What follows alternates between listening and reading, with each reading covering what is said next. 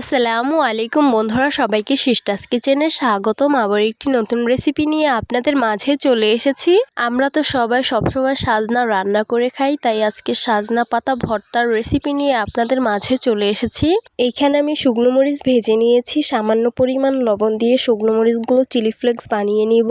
এই তো সুন্দরভাবে চিলি ফ্লেক্স বানিয়ে নিয়েছি। কুচি করে রাখা পেঁয়াজগুলো দিয়ে সুন্দরভাবে মেখে নিতে হবে। পরিমাণ মতন খাঁটি সরিষার তেল দিয়ে দিব।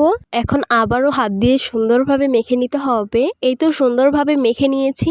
শুকিয়ে রাখা সাজনা পাতাগুলো দিয়ে দিব, তারপর হাতের সাহায্যে খুব ভালোভাবে মেখে নিব। এই সাজনা পাতাগুলো আমি হালকা রোদে শুকিয়ে নিয়েছি। আপনারা চাইলে রান্নার শেষে চুলার তাপে এটাকে শুকিয়ে নিতে পারেন। এখন আমি হাতের সাহায্যে খুব ভালোভাবে মেখে নিব। এই পাতাগুলো অনেক বেশি মুচমুচে, তাই মাখার সময় অনেক বেশি ভালো লাগে। এই তো আমি সুন্দরভাবে মেখে নিয়েছি। এখন সার্ভ করে নিব।